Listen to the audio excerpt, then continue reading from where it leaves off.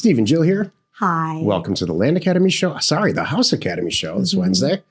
Entertaining real estate investment talk. I'm Steve and Jack Butella. And I'm Jill DeWitt, broadcasting from the Valley of the Sun. Today, Jill and I talk about due diligence for off-grid houses or SFRs. This came up because of the one we went and looked at? Yeah. Okay, cool.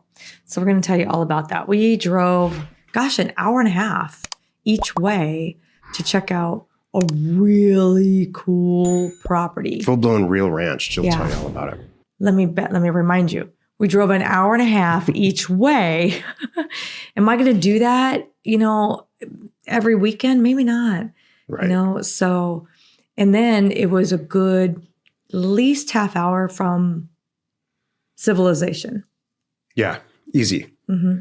So in the end, we didn't buy it. It was for personal use, but is it really ever for personal use? If somebody offers you more, you always sell it. Right.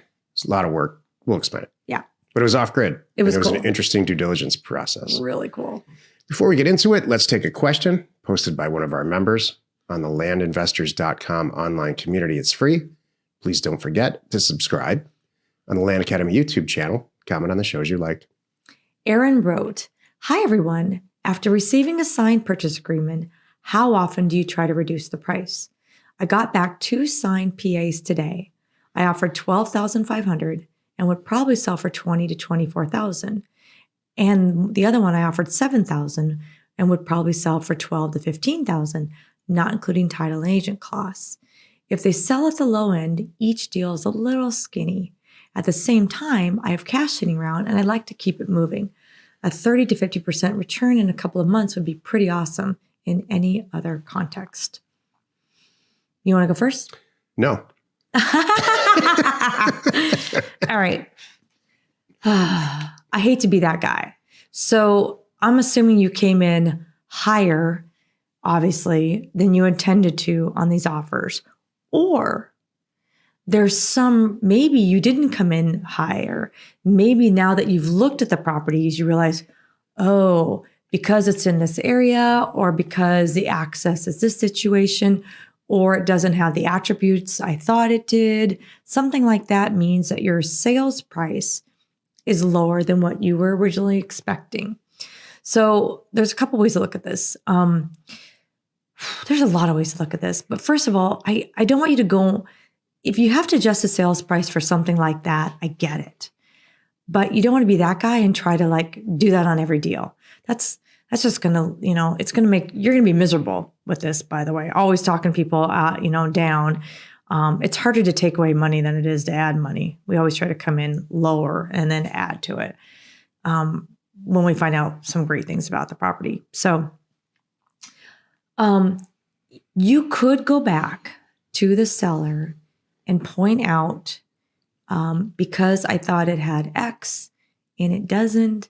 Look, we have physical access. We don't have legal access. It's going to cost some money to obtain that. Or X solution, whatever it is. You could do that and try. I'm even wondering, these numbers to me are not bad anyway. You're holding back. You're sitting on your hands. Please share. Negotiation, like marriage, is too prevalent. Yeah. There's too much negotiation going on on this planet. And it's all because it's been ingrained in our heads, especially with this personality type, real estate personality type, to try to get it cheaper. Right.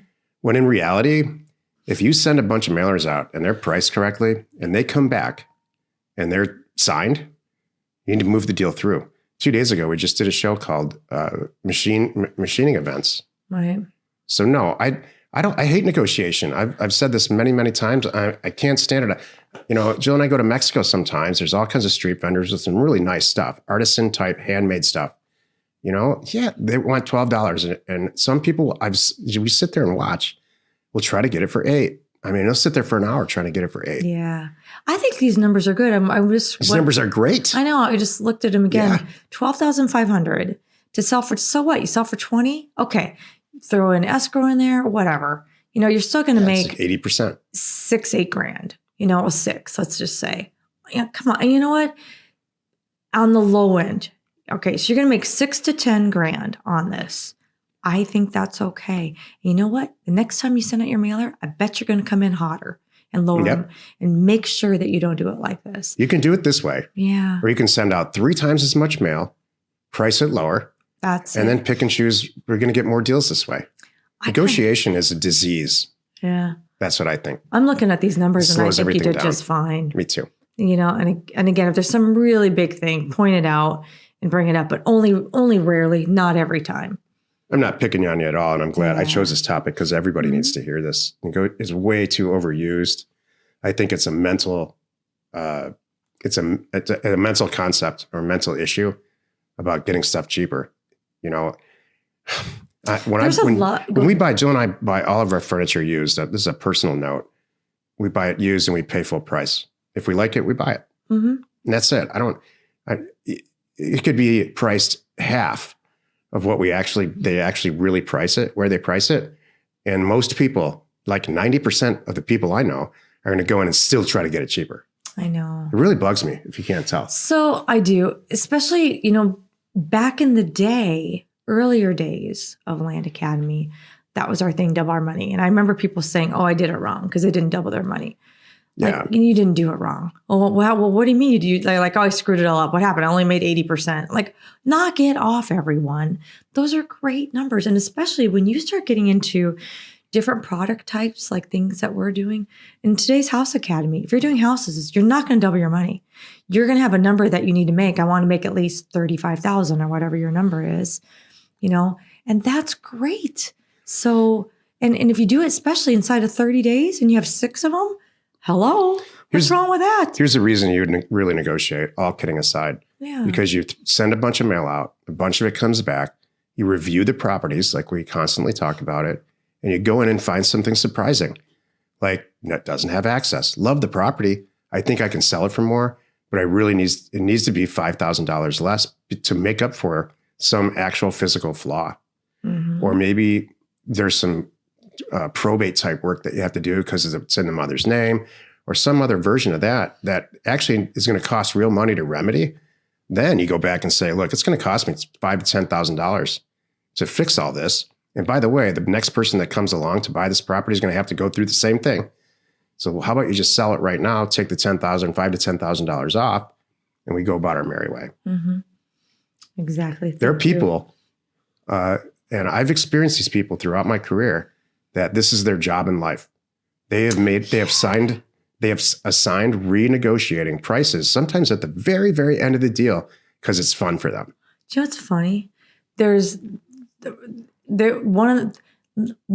no chapter anywhere in any Land Academy program, anything that we've done that says, things like negotiating down to the price that you want or something like that.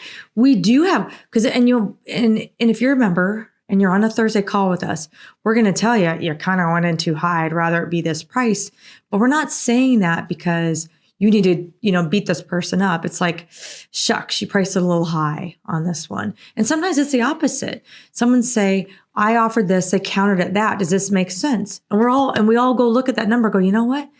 I think that does make sense. I know you offered 13,000 and the seller said 20, and that sounds like a lot to you, but you know what? Actually, it is worth 35 or 40. I think you can make that 20 work. And so we go both ways. And that's what I want you to think about here. Don't think about, rock bottom dirt, having to, the deal. Well, I think the cliche is squeeze the last penny out of them. Yeah. There's a lot of cliches about this out there. There's a lot of books about the art of the deal or the art of negotiation and all that. Don't waste your time. Yeah. Just price it correctly. Make friends with the person. Be good. Do what you say you're going to do. Make good on your word and buy the property. Yeah. In the long run, this is going to catch up with you. Mm-hmm. There are a lot. Every once in a while, somebody comes to us and says, well, I just renegotiate every single deal we do. I send out letters at 50%. Yeah. And then that's my job. My job is to renegotiate the deal to the point where everyone's in tears except you. And then you buy it and smile. That's a personality flaw. Yeah. Today's topic, due diligence for off-grid SFRs. This is the meat of the show. We're not meaning to pick on you, by the way. No, yeah. Thank you for, that was a very good question. And it gave us a chance to help a lot of people with that. Exactly. Because I'm sure they're not sure how to do this. Okay. So you want to talk, you tell about the story. You Jill tell and about I, the property. And my hobby is to troll the MLS for great deals, and in addition to obviously what we do, and it doesn't happen very often, but last week or week and a half ago, I found a ranch that was not that far out of town and was in a location and in a situation where Jill and I could really make it work. It was our chance to buy a ranch together. Let me tell you how this comes to me, by the way. It's Sunday night at 8:00. I'm sorry, Jill. I know I'm nuts about this stuff. Sunday night at 8:00. I get a message. We got to go look at this tomorrow. Like, okay, get us in there. Totally and then true. it's like, you got to get us in there. Totally I'm like, true. okay. So here I am. This is why I woke up. I mentioned a couple days ago, I woke this poor broker up at 7:30 in the morning on Monday because we're about to get in the car. I'm like, hey, we're going to see this property whether you're there or not. We're either going to break in or someone's going to let us in. And he's like, hey, I can make it happen. So go ahead. No, so it all worked out great. Jill did great. She scheduled the whole thing. The property's priced right. Honestly, we wouldn't have, not even in a timely manner, not even negotiate the deal. No, yeah. We get there. The owner's there. He's staying in. There's Outbuildings. a tiny little outbuilding that he's staying in, and then there's a big house, and all this places for horses. And I mean, It was cool. both of us were just looking at each other in tears, saying, "This is the greatest life there ever could be." Yeah. But it was off grid, and which doesn't really matter. But it got me thinking because I went through the site due diligence, the first viewing. Mm-hmm.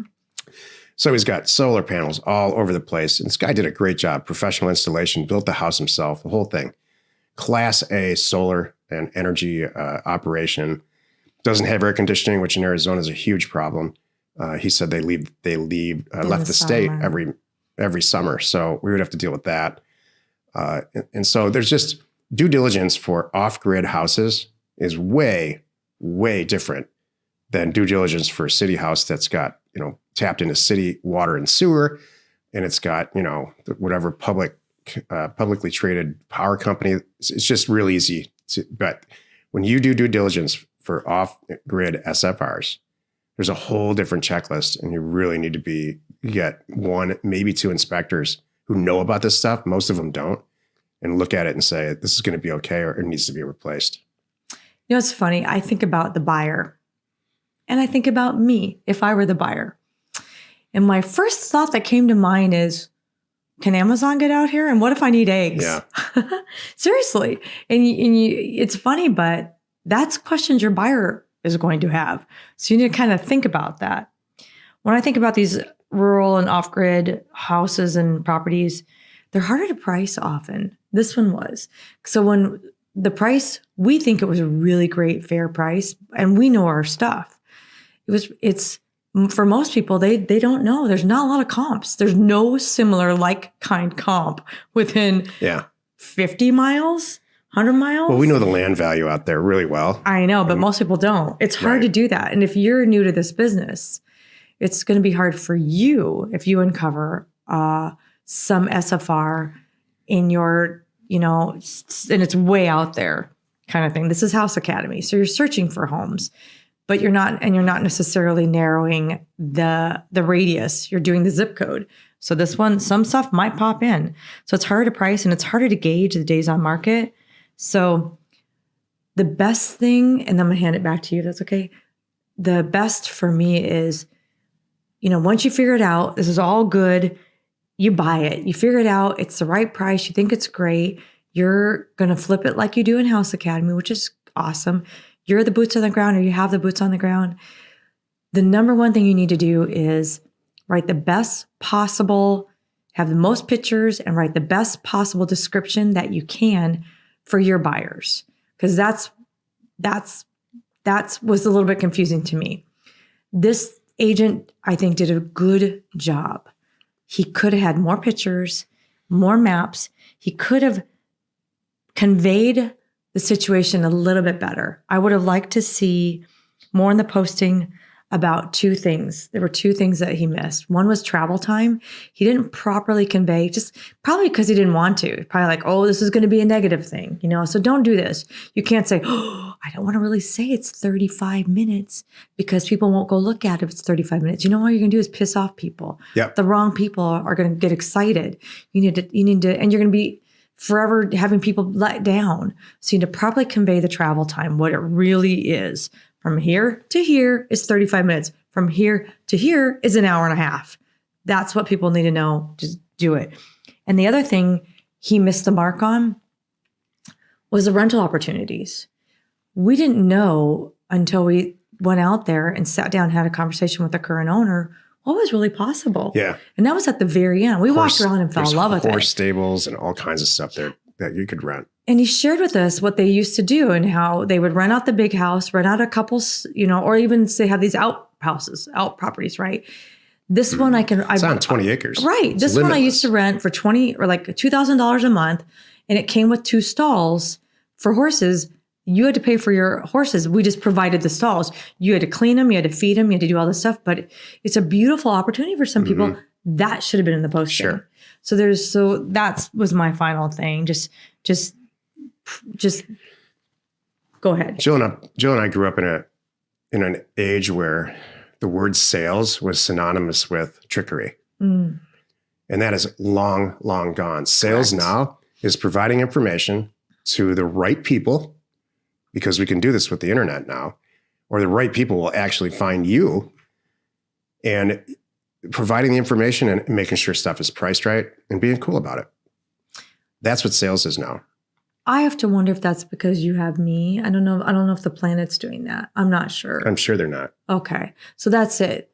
That's sales for us is making sure the buyer and the property are the right fit, not jamming it in there and getting it down. Because if you do that, you're going to get a refund on your hands pretty darn fast. And if it's not the right fit, and if you don't have the right properties, send them on their way. They will love you, and they will watch for properties and things because they trust you. So back to the topic, and I'll close on this. Well and septic properties that are off-grid are nothing to be afraid of this day and age. And solar, here's the whole trick to solar. Solar got a bad rap for quite some time because it was before its time. The technology's changed and it works great now. You just have to have enough panels and the right equipment and the right storage of the energy to make it work depending on how you're using it. It's all math. And so living off grid now more than ever is easier and cheaper, way cheaper when you really look at it, the whole thing in the long run. So, but if you're going to buy some property and specialize in this, make sure you have an inspector or several that really understand these systems and go in there and give you a really good report. We passed on a deal recently because we got the inspection back and the inspector said, this guy's got a homemade septic situation going on here to deal with waste. And that's just not something Jill and I wanted to get involved in. It was smoke and deal for a property. Beautiful. Again, these rural properties are right out of a postcard. So it's like, I personally, Jill sets me straight most of the time. I'm like ready to buy it and live. He's all excited. He's writing a check. He's got his checkbook in his back pocket, really ready to go. So we could buy this property, reshoot it, photograph wise, present it completely differently on the internet, and make a lot of money on it. But we just chose not to do that. Exactly. It's a lot of work. Yeah. If you need access to any sort of ownership or property details, including owner phone numbers and FEMA flood map overlays, please check out parcelfact.com or neighborscoop.com. Created by investors, that's us, for investors like you. Happy you could join us today. 5 days a week, you can find us here on the Land Academy Show. Tomorrow's Jack Thursday, and I'm going to talk to you about the concept of deal flow. You are not alone in your real estate ambition. The other thing is that agent wasn't doing a bad job. The reason we went out there would have been for personal use, to have a really cool ranch. And I get it. But it just in the end, you know what it is? I just think we're not in the right time if we were like, 1 foot into retirement. I was thinking the opposite for 35. And I had the energy because the lights are out in the middle of the night and go deal with it and deal with the animals and all that. There is that. I just thought we'd hire people for that. There's no way I'd live out there with horses and all that because that's how I would want to do it without a hand. Yeah. hand or two. Exactly. Do the maintenance on everything. It was cool though. Thanks for tuning in. We would love to connect with you sometime on Clubhouse. Yes, we are there every first and third Thursday. Go check out the Land Investing Club on Clubhouse. Follow that, follow us, and we can chat with you there. We are Steve and Jill. Information and inspiration to buy undervalued property. We hope you found our content valuable and we appreciate your support. If you have not already, please check out our channel and hit the subscribe button. And your comments and suggestions help us to create the content you're here for. Hitting the like button helps to support our channel's algorithm and gauge your interest for future shows.